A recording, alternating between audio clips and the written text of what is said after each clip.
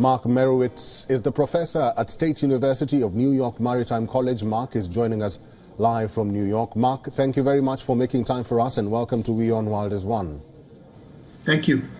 Professor, President Biden is trailing Trump in the latest polls. Even former President Barack Obama is worried that Joe may not make the cut next year, and now the president is taking it out on his staff. Talk to us about these three scenarios: the opinion polls, the Obama worry, and Joe's outrage. Well, I looked over the Monmouth poll that you referred to. It's pretty astonishing. As you pointed out, President Biden's approval rating is 34%, Kamala Harris's 35%. That in itself is a shocker. But if you look at the issue areas which you alluded to, on inflation and immigration, his rating disapproval is over 68%, and even in the 50% on jobs and climate change. Now, I have to make an important point. There is a margin of error in these polls that this states is almost 5% either way. So that could be good news or could be bad news. It could mean that the disapproval number is really not as low. It could be 5% either way. Even so, the numbers are very disheartening. Incidentally, in a Trump-Biden matchup, the Wall Street Journal says Trump would win 47% to 43%, but Haley would beat Biden 51% to 34%, and DeSantis would be evenly tied. All of this, I think, is worrisome for Biden. As far as Obama is concerned, well, certainly Obama is really kind of the background person in this administration. Some even say he runs the administration on foreign policy, particularly on Israel, Hamas. And as far as Joe berating his staff, clearly it's worrisome. But think about it. What's really behind this?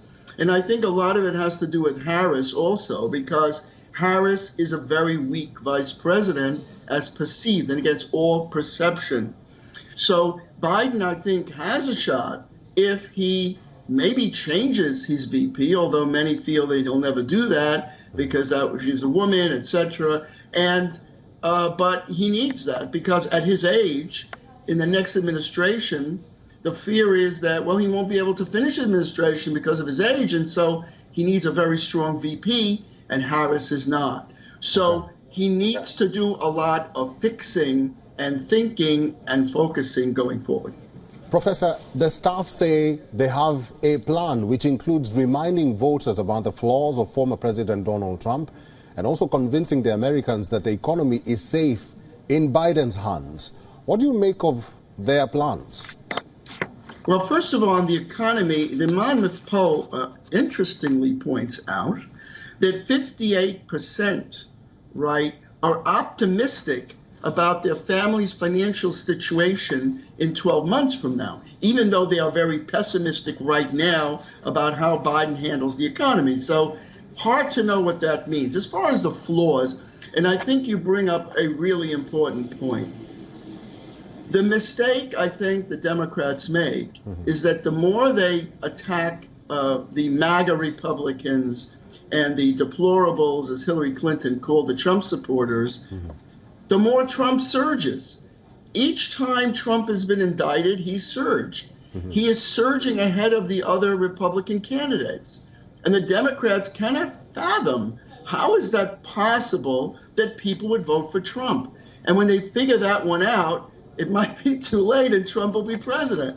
So I think they have to start thinking a little bit more about figuring out what the flaws are with Biden rather than the flaws are with Trump. And I think that's a tremendous error in the Democrats' planning. The Democrats' policies, the Democrats' approaches are the problem. It is Biden and Harris, particularly Harris, who are the problem. That is why Trump is surging in large part.